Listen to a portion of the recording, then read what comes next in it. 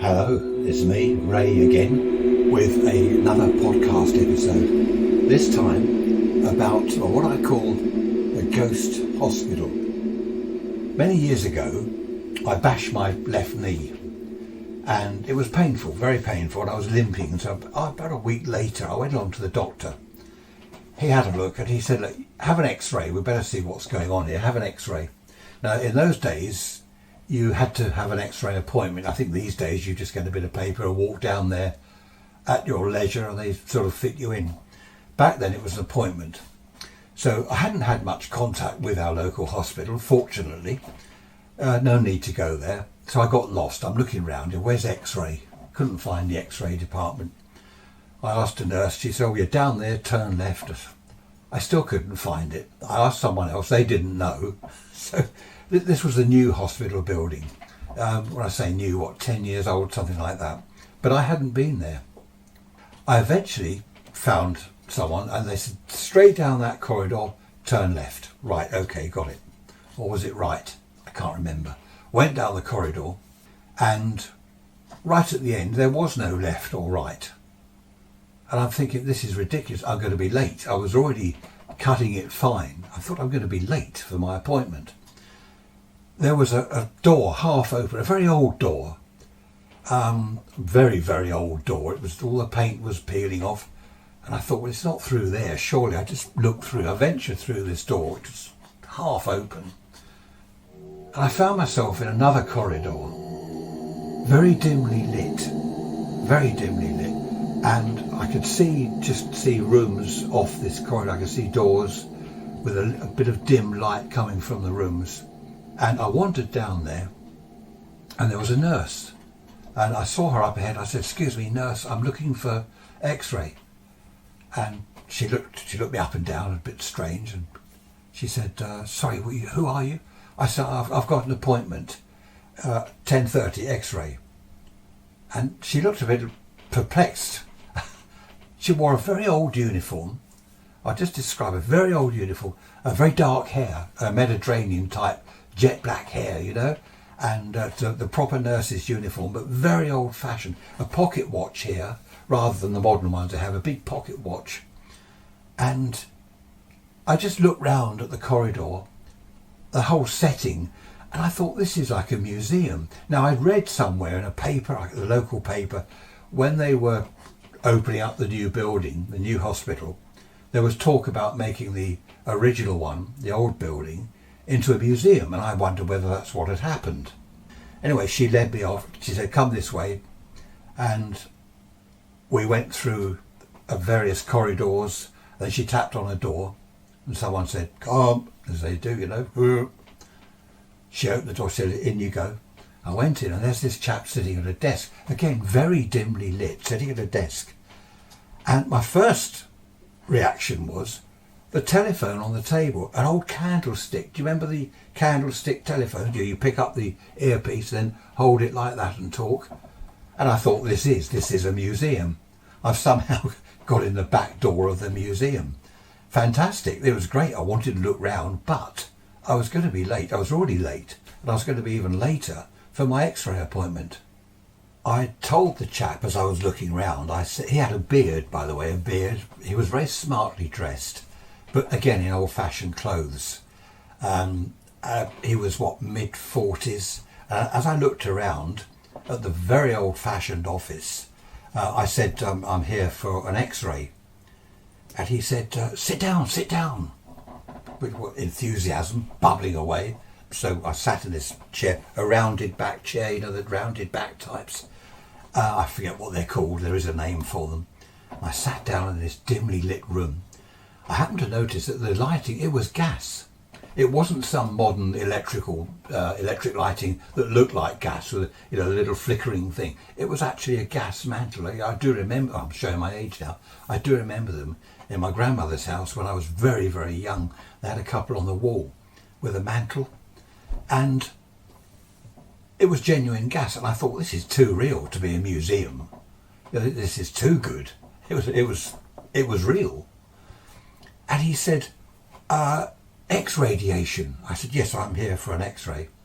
"X-radiation, what do you know about it?"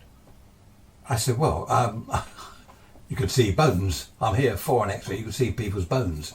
He said, exactly. What a fantastic invention. He's going on and on, bubbling away with enthusiasm about X-radiation, as he kept calling it. And he said, I'm Doctor, and I can't remember his name. I'm Doctor, and that is blank. It's not that I've forgotten it. It's that it was never there in my mind. I don't know. It's sort of been, if it was there, it's been erased somehow. He shook hands with me and he said, you are Doctor? And I just said, Johnson. I don't know why I came out with the name Johnson. I thought I'd tell him my real name. I don't know why. He said, oh, Dr. Johnson, very pleased to meet you. Shaking my hand like this. X-radiation. He said, now, have you seen a demonstration? And I said, yes, I have. Yeah, I mean, I'd had X-rays in the past, well, a X-ray in the past. And he said, I saw a demonstration in London, absolutely amazing and marvellous, and it's going on and on like this. And I thought, he's going over if he's part of the museum, he's going way over the top with this X-ray business. It's ridiculous. And I said, well, do you have the X-ray department here? Because that's what I'm here for. Oh, no. We're not that lucky. We're not fortunate enough to have X-ray equipment here. X-radiation equipment, sorry, that's what he called it. He said, I've only seen the demonstration at one of the London hospitals. He said, the day that every hospital has X-radiation equipment, that will be a marvellous day. But that's many, many years away. They've had problems with it. And he's going on about these problems. I mean, I'm not a medical man, but he was talking about a lot of medical stuff and words that I didn't and still don't understand. And then I began to think that I really had, somehow, I'd gone back in time. Now, as you know from my previous videos and podcasts, I have had a lot of experiences in my time. As I always say, I don't like the word ghosts, but I've had experience in my time of so-called ghosts and things like that. And I was beginning to think quite strongly that I'd somehow gone back in time to through a door or a portal to where the old hospital building had been, and had been, still was as far as I was concerned. And this was for real, but back in time. So I said to him, he was rambling on about X-radiation and medical developments and the future. And I said, well, what another amazing discovery. Alexander Fleming. And he looked at, who? Sorry, Alexander? And I said, penicillin. Penicillin? He's all enthusiastic. What's this? I haven't heard of this. Penicillin? What's that? Alexander Fleming? And I said, yes, it was, I think he discovered it. No, I wasn't sure. I knew it was the 20s. I said, I think, was it mid-20s? I checked afterwards, it was 1928. But he sat back, he looked at me. Mid-20s? He said, your clothes. He said, there's something different about you. Mid-20s? Your clothes. And I said, oh, yes. And I don't know how I did it. I said, the London look. What do you think? The new London look. Oh, he said, yes, very nice. He obviously didn't like I had a suit on, I forgot to tell you. I was wearing a suit. I didn't have a tie, I'd take that off. I had an appointment, I had a meeting, a business meeting, and I'd worn a suit. Something I hardly ever wore. I don't wear it now, but I had to wear this suit. So it was just jacket, trousers, and this white shirt, which was open. And I'd seen him sort of looking me up and down, looking at my clothes. So I said, New London look. Oh, right, okay, very, very nice. Then he went back to penicillin. He said, what's this 1920s? He said, that's way off, way in the future. He was a very, gesticulating type chap. Oh, way off in the future. How do you know what's happening in the 1920s? I said, oh, no, it was just something I'd read. Oh, he said, a medical journal. Dr. Johnson. I don't know why he thought I was a doctor. So this went on and on for a while, and he was rambling on about new developments in medicine, and I was looking round. His office was just fantastic. The oak desk, the leather top, the blotting paper, the inkwell, the quill, not the quill, but an ink thing, whatever it was, the pen. Absolutely amazing to look round, and him with his old clothes, at his beard. I was actually back, I don't know, well over 100 years. Well, I assumed that we were in the late 1800s. From what he said, he didn't know about penicillin in the 20s. X-ray he'd heard of. And I mentioned to try and... I didn't want to say to him, what year is this? Because he already thought I was a bit odd with my clothes and talking about the 1920s that were way off in the future. So I said, have you got electricity yet? Electric lighting? Because I noticed you've got gas. Oh, yes, he said, we have. We're just beginning to be laid on. That should have given me an idea of the date. I've tried to find out since. I don't know when electricity came along into certain hospitals. I haven't found out. But again, it put me in the late 1800s, I thought. So I was sort of narrowing down roughly where he was in time, where I was in time, in fact. I've noticed I've got a creaky chair. This chair's never done that before. That's a bit spooky, isn't it? There it goes again. As we walked down the corridor, he wanted to show me. Oh, by the way, there were 3 nurses in the ward down the far end, all busying themselves with things. And again, all in the appropriate uniforms for the time. Amazing. And I remember thinking, I've been to museums and a lot of them are done very, very well. It's fantastic. You would think you're back there, but there was always something missing in a museum. It wasn't perfectly real. There were things missing. You see a fluorescent light on the ceiling or something like that, or some sort of lighting, or a security camera somewhere. As we walked down the corridor, I won't say an odour, it certainly wasn't a fragrance. There was a smell. My nostrils filling with this. It was like burning flesh. You know when if you singe your hair, it was like burning hair. And I thought, this is awful. Then the further we went down the corridor, there was another smell. I don't know what it wasn't. You know how hospitals smell of disinfectant? I don't know when disinfectant came in. When did they discover that there were germs and bacteria? And that was causing a lot of problems in hospitals. People getting all sort of dreadful diseases and stuff from germs and bacteria. Because then disinfectant came along at one point. It wasn't a disinfectant smell, but it was, I don't know, something dreadful. He opened the doors to this. He said, this is the operating theatre. Again, it was very dimly lit. There was this huge metal table. I looked round, big metal table, a huge steel sort of metal light thing above it. I'm not sure whether that was gas or what it was. That wasn't on. Big metal trolley with instruments, and the instruments, it looked like a sort of horror chamber. There was a saw, I assume for sawing people's legs off or sawing something off, and big sort of plier type things and forceps or whatever. As I say, I'm not a medical man, I don't recognise any. And these big, like how we have our little hypodermic things, these about this long, the smallest one like that.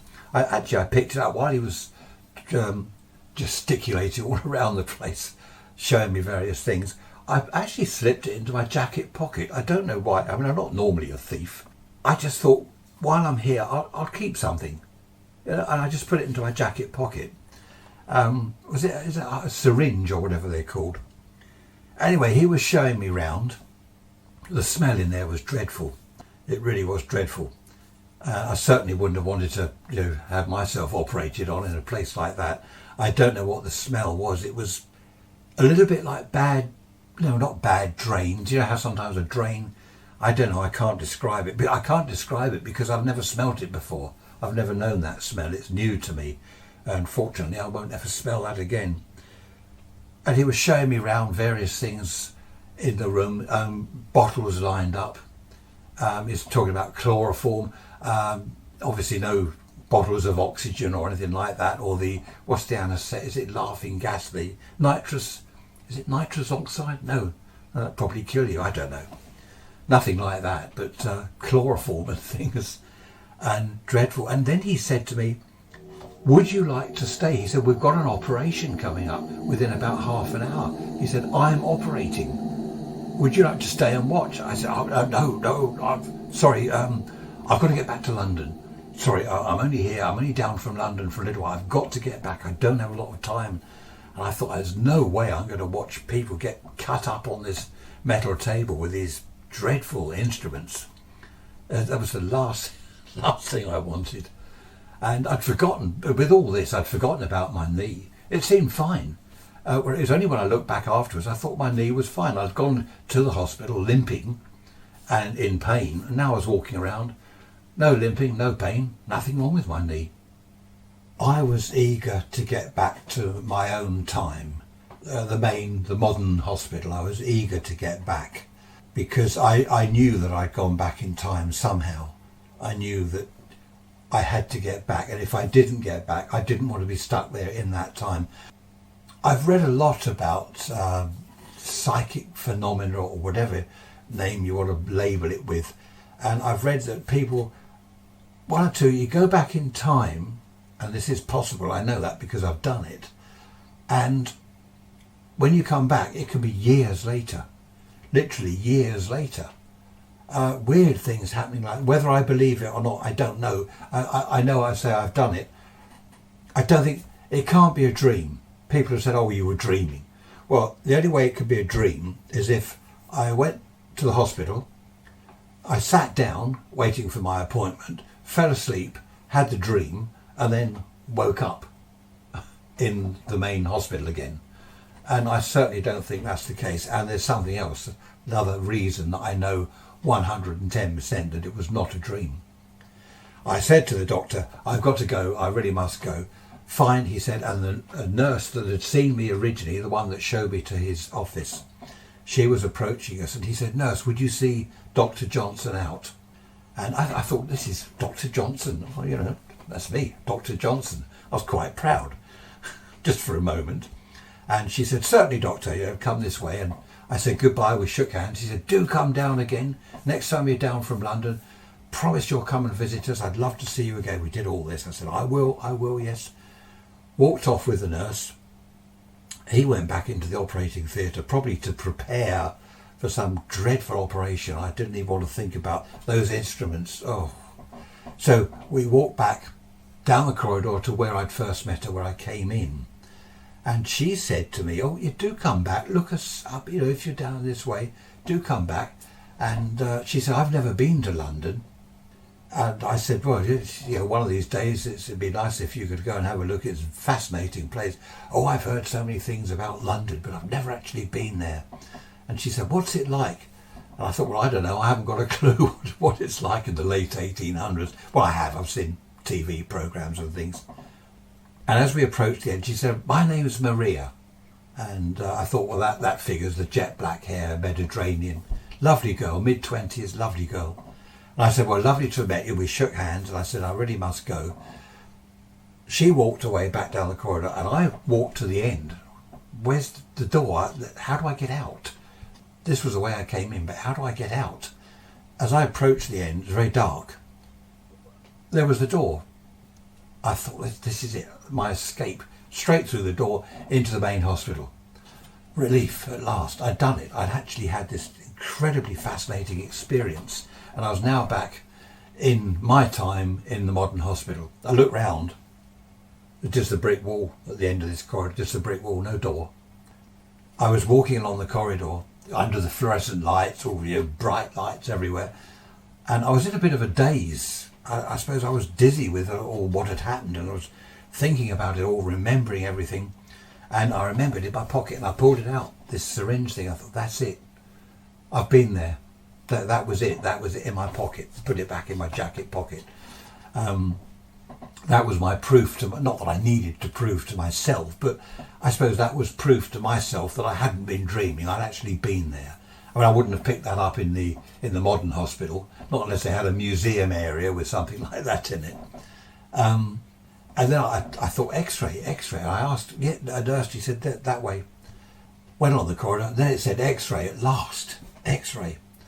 My knee was fine, by the way, absolutely fine. I found my letter, went up to the desk, the reception, and I said, well, there's my letter, I'm here for an X-ray. She took it, and she's looking down at it, checking this and that. And I said, sorry, I'm late. She said, you're not late. I said, well, I'm meant to be here at 10:30. And she said, it's only 20 past 10. I looked at my watch, looked at the wall clock, 20 past 10. It was 10:30 when I was looking for X-ray. I'd gone back 10 minutes. Incredible, I'd gone back 10 minutes in time. I was 10 minutes younger, I thought. Not sure what I was. Then I looked at her. She looked up from the piece of paper. It was Maria. In the modern uniform with her modern fob watch. Still the same, exactly the same. The black hair, the Mediterranean. Maria. And it said on her, Maria, I think it was Gonzalez. And I said, I met you. She said, go in. There's no queue. Go straight in. And I said, Maria, I met you. And she sort of looked at me as if I'm mad. She said, the radiologist is waiting for you. Go in. So I went in. I thought, as soon as I go out, I'm going to go and have a chat with her. They x-rayed my knee. This chap x-rayed my knee. Lovely. He said, nothing wrong with it. It's fine. He looked at the x-ray. Nothing wrong with it. I went back outside and I went up to the reception desk. It was a different woman. And I said, excuse me, I need to talk to Maria. And she said, Maria? No Maria here. I said, I think it was Gonzalez, Maria Gonzalez, something like that. Very jet black hair girl, about 25. She said, there's no one here. And I said, I saw her 10 minutes ago, just before I went in for my appointment. I saw her. And she said, there was no one here 10 minutes ago. She said, I had to disappear for a few minutes. There was no one here to take over. I've been here all the time since then. And I just said, oh, okay. She was looking at me and I thought, I better get out of this hospital before I end up in the psychiatric unit, before I'm sectioned. So I left the hospital, went outside, beautiful summer day. I walked round the back of the hospital where the old building had been, and it was a park. I'd read something about, or heard something about it was a park. It was going to be a museum. They demolished the whole lot, and it was a park. Grass, usual stuff, path, bushes, small trees they planted which hadn't grown yet. And I sat on this bench looking round, thinking this is exactly where the old building was. And as I sat there, I noticed the nurse, Maria, and the doctor. They were walking across, 10 metres, 15 metres in front of me. She walked into the bushes. He followed. He did that as if he's opening a door. He pushed a door open with his arm. That's what it looked like. He was pushing a door open with his arm. She went through this doorway that I couldn't see. He followed. They walked into the bushes. I leapt over there. I ran over to exactly where I'd seen the door. But I couldn't. I walked into the bush and I couldn't go any further because I was up against the bush. I couldn't get through. There was no doorway there, but I'd definitely seen them.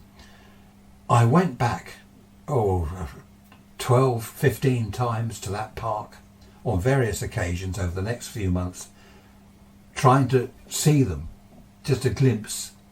And I even went into the hospital and walked down that corridor where the door had been into the old building, and it was just a brick wall.